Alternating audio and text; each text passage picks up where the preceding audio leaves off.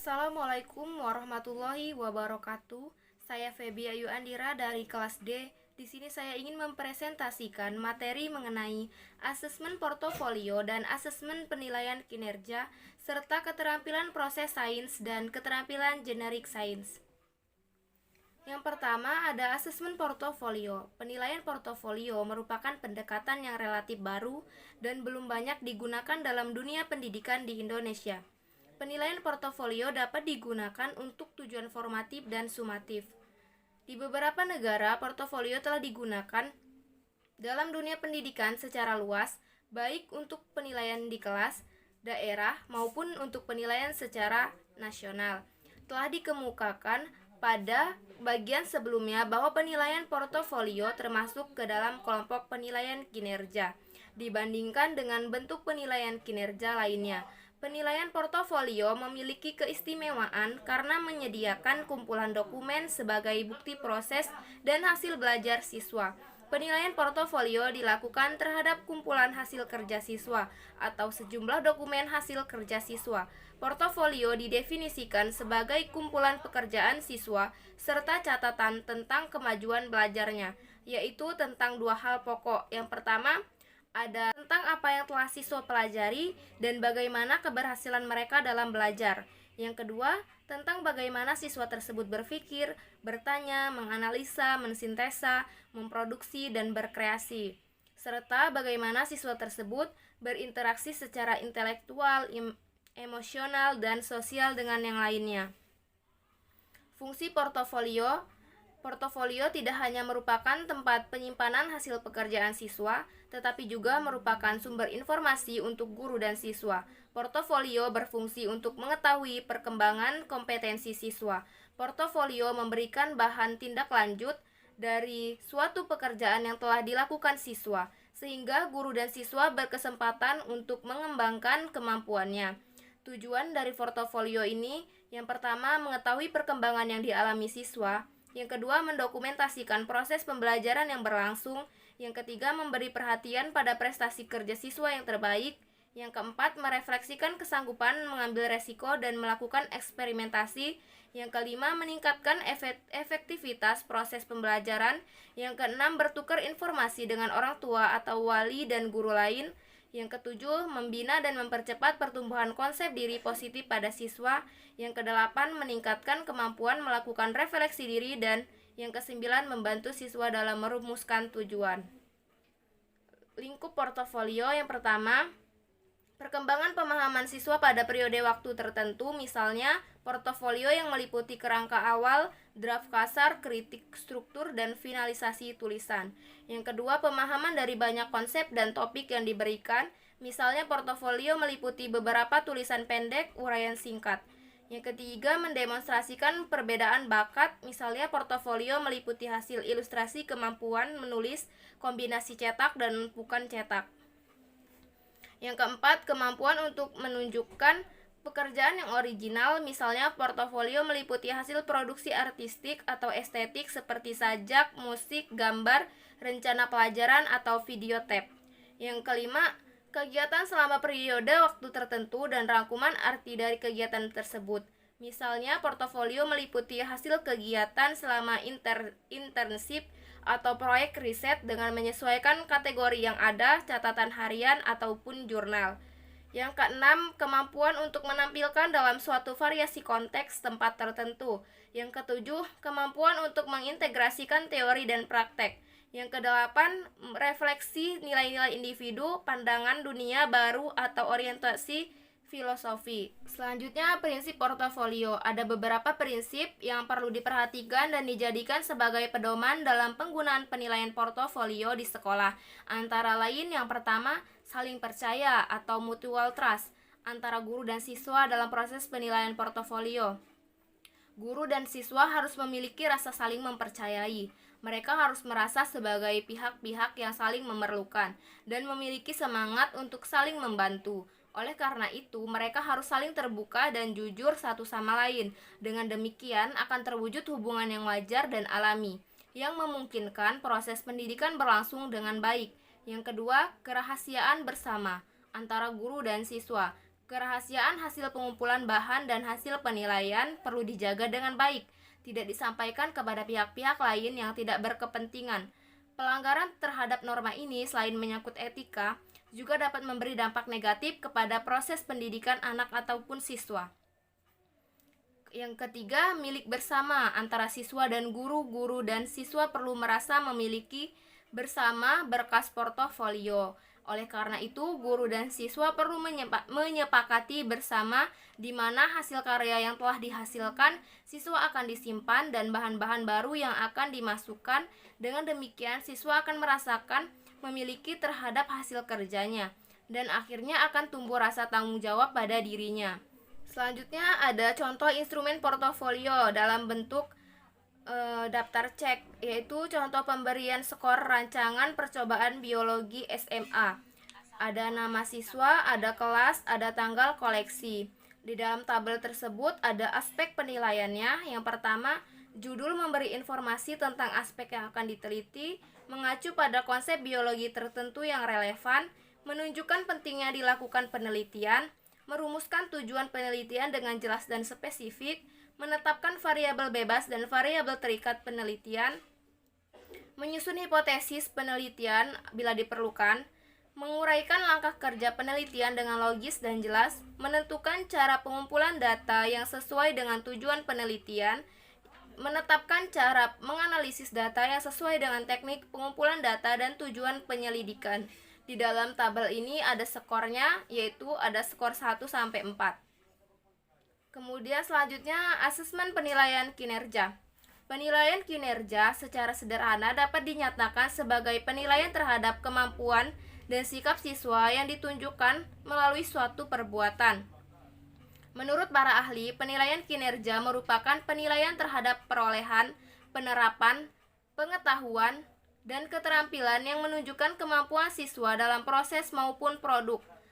Penilaian tersebut mengacu pada standar tertentu. Terdapat istilah lainnya yang berkaitan dengan penilaian kinerja, yaitu ada penilaian alternatif dan penilaian otentik. Beberapa ahli menyatakan bahwa istilah penilaian otentik kadang-kadang digunakan untuk menjelaskan penilaian kinerja karena tugas-tugas asesmennya lebih dekat dengan kehidupan nyata. Istilah penilaian alternatif digunakan untuk penilaian kinerja karena merupakan alternatif untuk penilaian tradisional paper and pencil test. Selanjutnya, penyusunan perangkat penilaian. Perangkat penilaian kinerja sebaiknya dikembangkan melalui uji coba dalam pembelajaran. Guru biologi dapat menguji dan mengembangkan tugas dan rubrik penilaian kinerja agar cocok dengan kondisi di kelasnya serta sesuai dengan kemampuan siswa. Uji coba dapat dilakukan sambil guru mengajar di kelas. Hasil uji coba tersebut dapat dijadikan sebagai dasar perbaikan perangkat penilaian kinerja agar menjadi lebih fleksibel dapat dikerjakan, lengkap dan aman dilakukan. Metode-metode yang dapat digunakan untuk penilaian kinerja antara lain observasi, interview, portofolio, penilaian esai, ujian praktek, paper, penilaian proyek, kuesioner, daftar cek, penilaian oleh teman, penilaian diskusi, dan penilaian jurnal kerja ilmiah siswa. Langkah-langkah utama yang perlu ditempuh ketika menyusun penilaian kinerja yaitu menentukan indikator kinerja yang akan dicapai siswa, memilih fokus asesmen atau menilai proses, prosedur, produk, atau keduanya, memilih tingkatan realisme yang sesuai atau menentukan seberapa besar tingkat keterkaitannya dengan kehidupan nyata, memilih metode observasi, pencatatan, dan penskoran, menguji coba tas dan rubrik pada pembelajaran, serta memperbaiki tas dan rubrik berdasarkan hasil uji coba untuk digunakan pada pembelajaran berikutnya. Berikut ini ada tabel instrumen penilaian kinerja, yaitu penilaian kinerja dalam daftar cek. Dalam tabel tersebut ada aspek kinerja yang diharapkan. Yang pertama, ada persiapan praktikum. Yang kedua, ada selama kegiatan praktikum. Yang ketiga, kegiatan akhir praktikum. Di dalam persiapan praktikum, siswa diharapkan membawa perlengkapan praktikum, alat bahan yang ditugaskan, memakai jas lab dan berpenampilan rapi. Yang kedua, selama kegiatan praktikum, siswa diharapkan mengambil bahan dengan rapih, tidak berceceran, mengambil bahan praktikum sesuai kebutuhan, mengoperasikan alat dengan benar, menggunakan alat dan bahan sesuai prosedur praktikum. Kemudian memfokuskan perhatian pada kegiatan praktikum atau tidak mengerjakan hal-hal yang lain yang tidak berhubungan dengan prosedur praktikum. Memiliki minat atau interest terhadap aktivitas praktikum. Terlibat secara aktif dalam kegiatan praktikum, mengamati hasil praktikum dengan cermat, menafsirkan hasil pengamatan dengan benar, menyajikan data secara sistematis dan komunikatif, menganalisis data secara induktif, membuat kesimpulan yang sesuai dengan hasil praktikum. Kemudian pada kegiatan akhir praktikum, siswa diharapkan membersihkan alat yang telah dipakai, membersihkan meja praktikum dari sampah dan bahan yang telah dipakai, mengembalikan alat ke tempatnya semula dalam keadaan kering. Di dalam tabel ini ada penilaiannya ya atau tidak. Misalkan kalau siswa itu melakukannya dengan baik, di checklist di penilaian ya, atau kalaupun siswa itu tidak melakukannya dengan baik, di checklist di penilaian tidak. Selanjutnya ada keterampilan proses sains. Keterampilan proses meliputi keterampilan intelektual, sosial, dan fisik. Kemampuan ini pada dasarnya merupakan pengembangan dari sikap ingin tahu pada setiap anak. Indrawati pada tahun 2000 menyatakan bahwa keterampilan proses sains merupakan keseluruhan keterampilan ilmiah yang terarah, baik kognitif maupun psikomotor, yang digunakan untuk menemukan suatu konsep, prinsip, atau teori untuk mengembangkan konsep yang ada sebelumnya, ataupun untuk melakukan penyangkalan terhadap suatu penemuan atau falsifikasi. Keterampilan proses sains merupakan perilaku ilmu sains yang dapat dipelajari dan dikembangkan oleh siswa melalui proses pembelajaran di kelas. Dalam pembelajarannya memberikan kesempatan lebih banyak kepada siswa untuk berperan aktif dalam memecahkan masalah yang dihadapkan pada mereka. Menurut Dahar tahun 1994.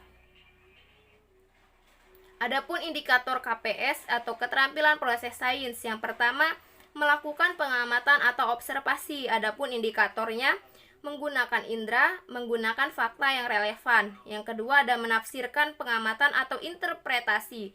Indikatornya mencatat hasil pengamatan, menghubungkan hasil pengamatan, menemukan pola atau keteraturan dari suatu seri pengamatan, menyimpulkan. Kemudian ada ketiga, mengelompokkan atau klasifikasi. Indikatornya mencari perbedaan dan persamaan, mengkontraskan ciri-ciri, membandingkan, mencari dasar penggolongan atau mengelompokkan, menghubungkan hasil-hasil pengamatan, mencatat setiap pengamatan secara terpisah. Kemudian yang keempat, meramalkan atau prediksi.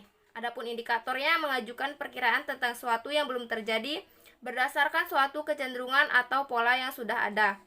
Yang kelima, berkomunikasi. Adapun indikatornya membaca grafik, tabel, ataupun diagram. Menjelaskan hasil percobaan, menyusun dan menyampaikan laporan sistematis dan jelas, mengubah bentuk penyajian, memberikan atau menggambarkan data empiris hasil percobaan atau pengamatan dengan grafik atau tabel ataupun diagram. Yang keenam ada berhipotesis. Adapun indikatornya menyatakan hubungan antara dua variabel atau memperkirakan penyebab sesuatu yang terjadi. Yang kedua, mengetahui bahwa ada lebih dari satu kemungkinan penjelasan dari suatu kejadian.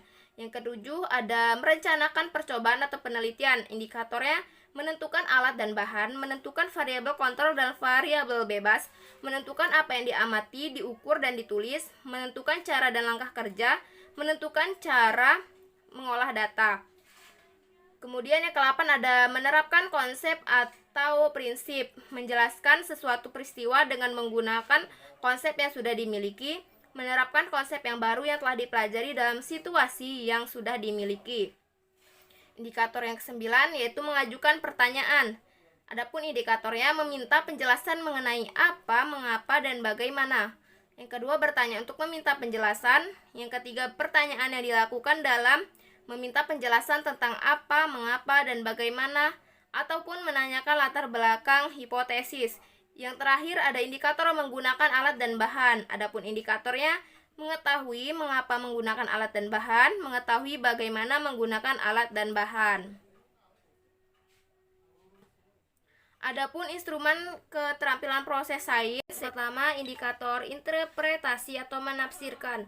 Jadi di dalam soal ini disajikan tabel perbedaan dan siswa diharapkan untuk mencatat hasil pengamatan tersebut, menghubungkan hasil pengamatan, menemukan pola atau keteraturan dari suatu seri pengamatan, serta menyimpulkan. Selanjutnya pada indikator memprediksi, di sini disajikan soal, diharapkan siswa dapat mengajukan perkiraan tentang sesuatu yang belum terjadi berdasarkan suatu kecenderungan atau pola yang sudah ada. Selanjutnya membuat hipotesis.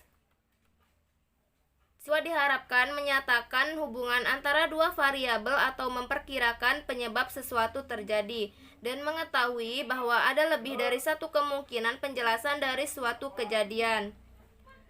Selanjutnya, keterampilan generik sains atau KGS. Keterampilan generik merupakan kemampuan yang digunakan untuk menerapkan pengetahuan. Kemampuan ini bukan kemampuan bidang pekerjaan tertentu, namun kemampuan yang melintasi semua bidang pekerjaan pada arah horizontal dan melintasi segala tingkatan mulai dari tingkat pemula hingga manajer eksekutif pada arah yang vertikal, menurut Vahonov tahun 2009.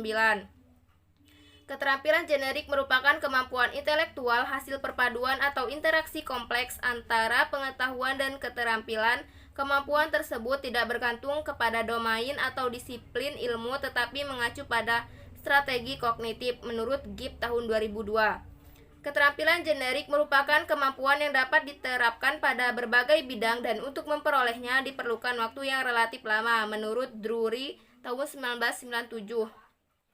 Keterampilan generik merupakan sesuatu yang tertinggal setelah belajar sains, menurut Broto Siswoyo tahun 2001. Dengan demikian dapat pula dikatakan bahwa keterampilan generik merupakan strategi kognitif berpikir tingkat tinggi yang berkaitan dengan aspek kognitif, afektif, maupun psikomotor yang dapat dipelajari dan tertinggal dalam diri siswa.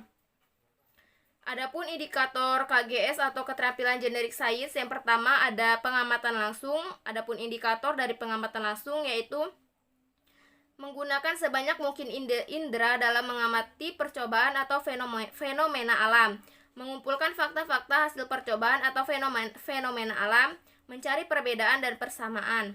Kemudian yang kedua ada pengamatan tidak langsung. Adapun indikatornya menggunakan alat ukur sebagai alat bantu indera dalam mengamati percobaan ataupun gejala alam. Yang ketiga ada kesadaran tentang skala. Indikatornya menyadari objek-objek alam dan kepekaan yang tinggi terhadap skala numerik sebagai besaran atau ukuran skala mikroskopis ataupun makroskopis. Yang keempat, bahasa simbolik, yaitu indikatornya memahami simbol, lambang, dan istilah, memahami makna kuantitatif, satuan, dan besaran dari persamaan, menggunakan aturan matematis untuk memecahkan masalah atau fenomena gejala alam, membaca satu grafik atau diagram, tabel, serta tanda matematis. Selanjutnya indikator kerangka logis atau logical frame, yaitu indikatornya mencari hubungan logis antara dua aturan. Selanjutnya ada konsistensi logis, indikatornya memahami aturan-aturan, mencari hubungan logis antara dua aturan, berargumentasi berdasarkan aturan, menjelaskan masalah berdasarkan aturan, menarik kesimpulan dari suatu gejala berdasarkan aturan ataupun hukum-hukum terdahulu. Selanjutnya ada hukum sebab akibat. Di sini indikatornya menyatakan hubungan antara dua variabel atau lebih dalam suatu gejala alam tertentu, memperkirakan penyebab gejala alam. Selanjutnya indikator pemodelan matematis. Adapun indikatornya mengungkapkan fenomena atau masalah dalam bentuk sketsa, gambar atau grafik, mengungkapkan fenomena dalam bentuk rumusan, mengajukan alternatif penyelesaian masalah. Kemudian selanjutnya ada membangun konsep, yaitu menambah konsep baru. Kemudian yang ke-10 ada abstraksi, yaitu indikatornya menggambarkan atau menganalogikan konsep atau peristiwa yang abstrak ke dalam bentuk kehidupan nyata sehari-hari, membuat visual animasi-animasi dari peristiwa mikroskopik yang bersifat abstrak. Di sini selanjutnya ada contoh instrumen KGS atau instrumen keterampilan generik sains, yaitu yang pertama ada indikator pengamatan langsung. Di sini disajikan soal, siswa diharapkan pada indikator ini diharapkan menggunakan sebanyak mungkin indera dalam mengamati percobaan atau fenomena alam, mengumpulkan fakta-fakta hasil percobaan atau fenomena alam, kemudian mencari perbedaan dan persamaan. Selanjutnya indikator pengamatan tak langsung. Di sini disajikan soal dari indikatornya siswa diharapkan menggunakan alat ukur sebagai alat bantu indera dalam mengamati percobaan ataupun gejala alam, mengumpulkan fakta-fakta hasil percobaan fisika atau fenomena alam, mencari perbedaan dan persamaan. Kemudian di sini ada indikator inferensi logika, disajikan soal agar siswa diharapkan untuk mencari hubungan logis antara dua aturan. Kemudian selanjutnya ada berpikir dalam kerangka logika. Di sini disajikan soal beserta gambar. Di sini siswa diharapkan memahami aturan-aturan logika, mencari hubungan logis antara dua aturan, berargumentasi berdasarkan aturan, menjelaskan masalah berdasarkan aturan, menarik kesimpulan dari suatu gejala berdasarkan aturan ataupun hukum-hukum terdahulu. Kemudian yang terakhir ada indikator penguasaan konsep. Di sini pun disajikan soal agar siswa dapat menambah konsep baru. Sekian, terima kasih dari presentasi saya. Saya akhiri. Wassalamualaikum warahmatullahi wabarakatuh.